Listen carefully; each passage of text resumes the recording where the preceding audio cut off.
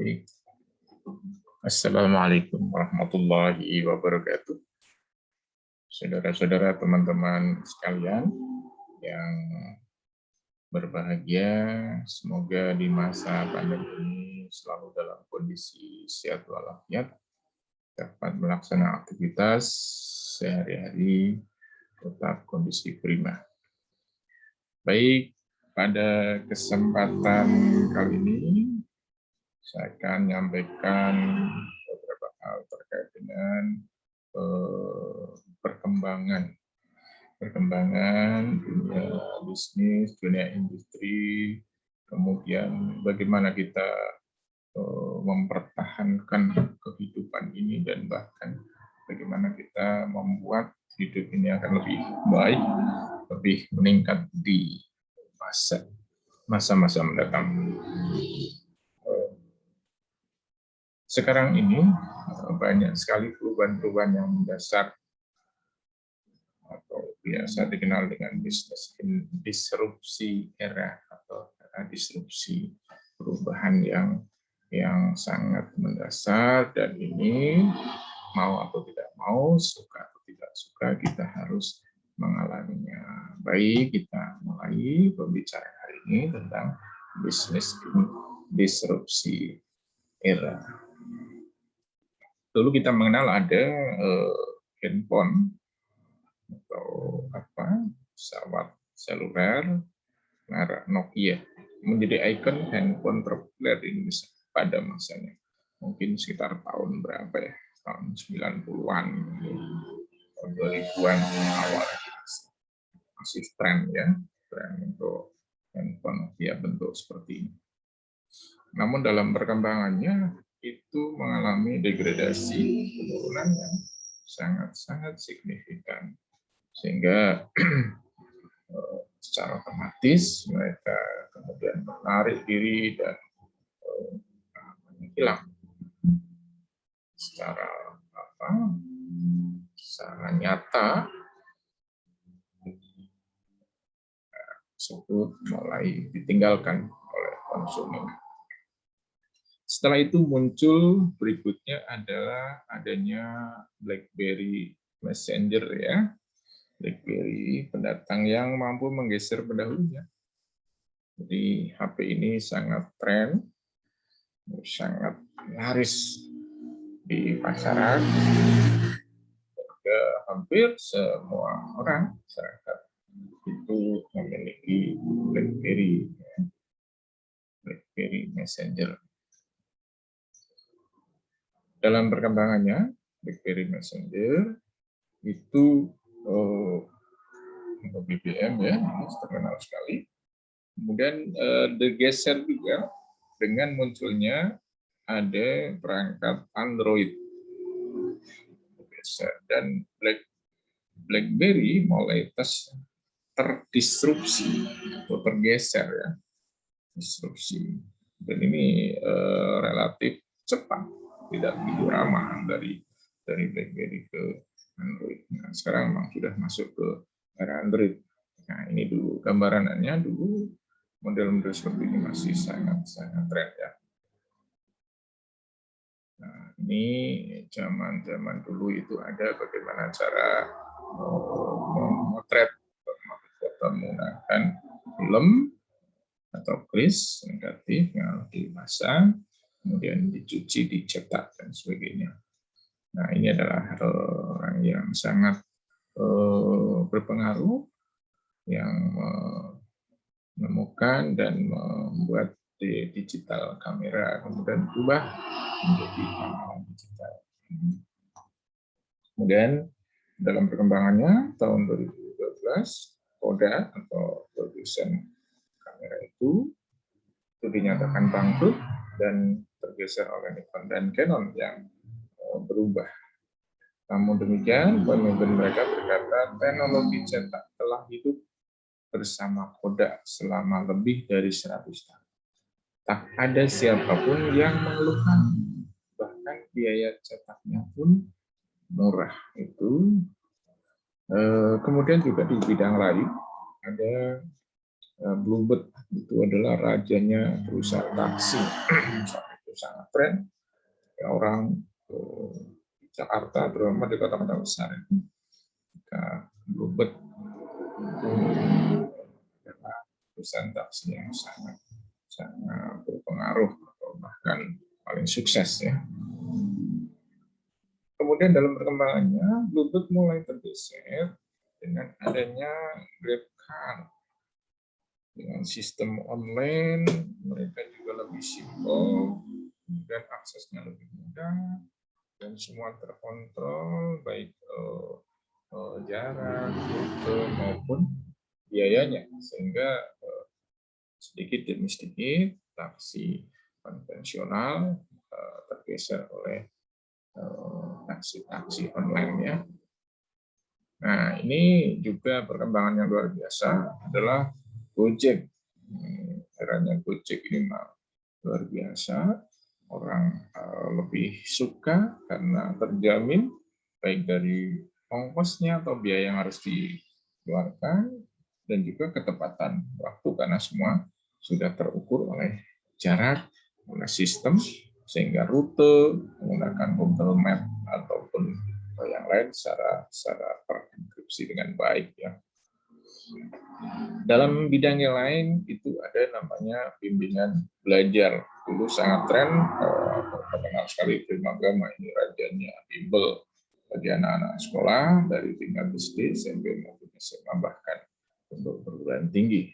Namun dalam perkembangannya sekarang sudah banyak sekali aplikasi di ruang guru, kemudian Kuiper dan lain-lain itu juga menggeser bimbel-bimbel yang konvensional.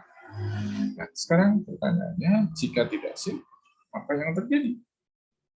Karena semuanya bergerak terus, namun mungkin ada yang tidak siap. Antara lain ini, kalau mereka tidak siap dengan sistem online, bahkan ada gesekan yang konvensional dan yang online, maka ini terjadi satu perselisihan antar stakeholder atau antar pemangku atau pengelola itu. Kemudian ini juga antara Gojek dan yang online dan yang konvensional itu ada perselisihan. Nah, sekarang sudah mulai berguguran bisnis retail yang langsung ya, konvensionalnya musim gugur untuk bisnis retail, sehingga sekarang sudah tidak lagi sebuah bisnis itu harus datang langsung ke tokonya atau tempat-tempat usaha itu, namun tokonya yang datang menggunakan jasa antar atau ekspedisi. Nah, sekarang ini tinggal pilih sekarang mau berubah atau punah. Ketika tidak mau berubah tentu akan punah lama-kelamaan oleh perkembangan yang begitu cepat. Ini yang perlu kita pikirkan dan renungkan sekarang, bagaimana merubah diri, baik berubah cara berpikir, mindset, maupun perubahan yang segera atau selalu kita lakukan dalam rangka perbaikan. Apa saja yang baru, ya. Kemudian apa ke depan yang harus kita lakukan ke depan, dan apa saja yang lebih baik dari sekarang. Ini harus kita renungkan. Nah, di sini memang perlu kita pahami, kita juga harus mulai merubah itu karena ada disruptif ya, atau inovasi disruptif. Ini adalah inovasi yang membantu menciptakan pasar baru, mengganggu atau merusak pasar yang sudah ada, dan pada akhirnya menggantikan teknologi tersebut.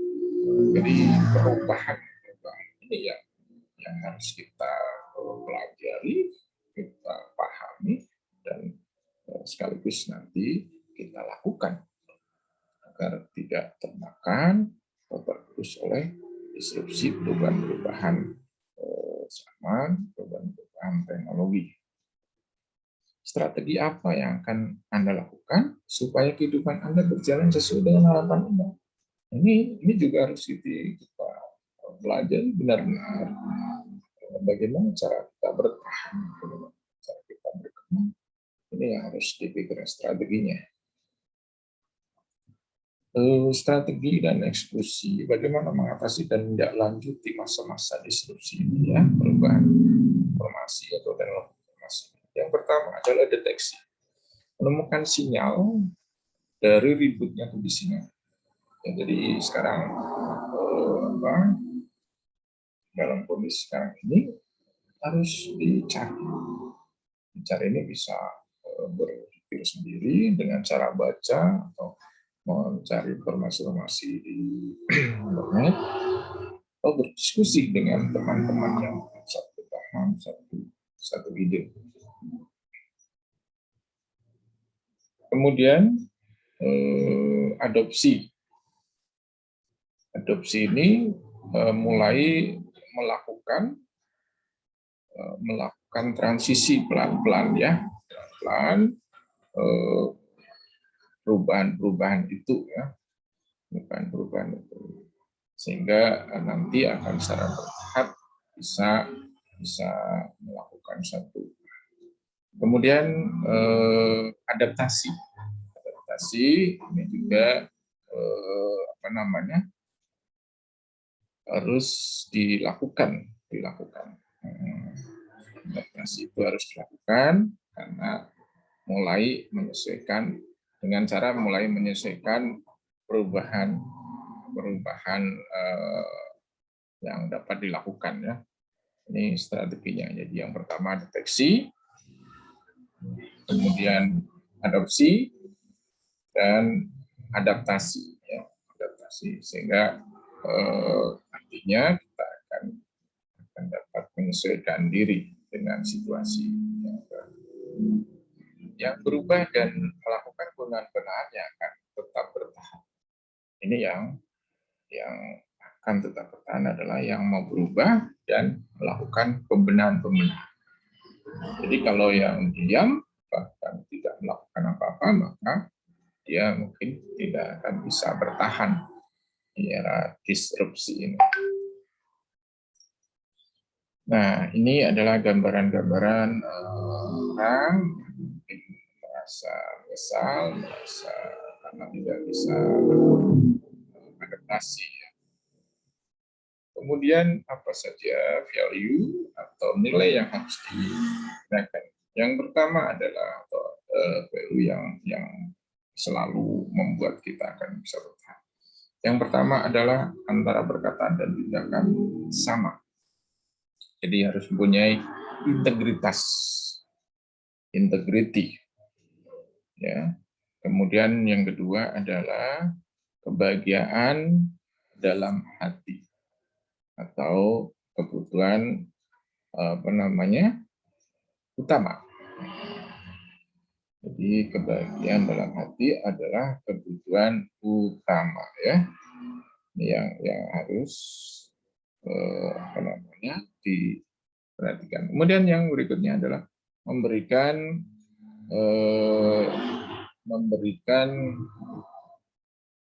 yang terbaik ya, dan memberikan yang terbaik dan hasil yang terbaik ya.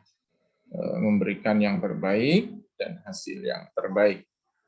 Ini harus diperhatikan ini karena menyangkut quality ya.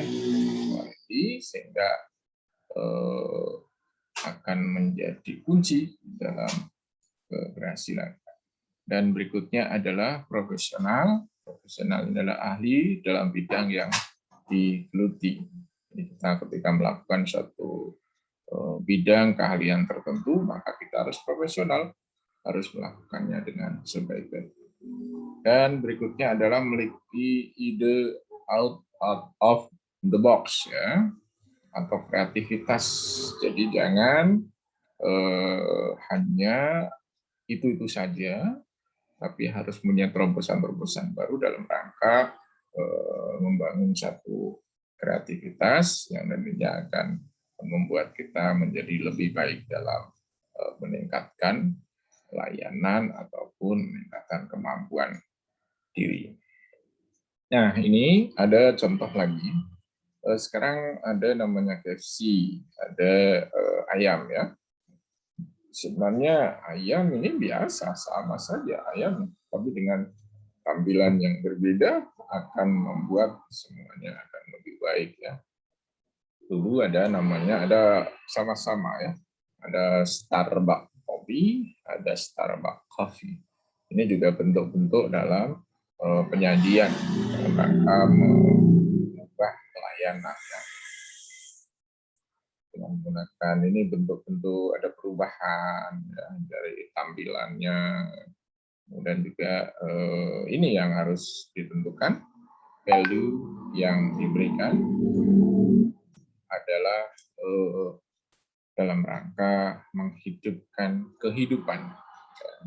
Untuk bertahan hidup kita harus punya nilai yang ini tokoh sebuah atau seorang Pak Hotman Syarif ini adalah mantan Vice Presiden Citibank yang mengawali karirnya dengan menjadi OB, Office B. Tapi karena beliau ini mempunyai prinsip mau berubah, sehingga hasilnya juga tidak akan mengingkari usahanya. Ini seorang tokoh yang sangat inspiratif ya. Nah, value itu apa saja? Untuk mencapai itu tentu ada beberapa tingkatan. Untuk memiliki sukses itu ada berawal dari value ya, value atau nilai atau harga sebuah diri sendiri, punya kekuatan, kompetensi maupun secara sikap juga bagus. Kemudian action mengerjakan suatu dalam rangka mengembangkan atau meningkatkan satu usaha tentu dengan target-target yang direncanakan dan akhirnya nanti akan memperoleh kesuksesan. Nah, bagaimana kita memilih value? Apa saja value yang bisa dipilih? Nah, banyak sekali value-value yang mungkin ada di kita, dari intelektual, excellent, watching, outstanding, sharing, values, heritage, mutu, full potential, high standard, dan seterusnya.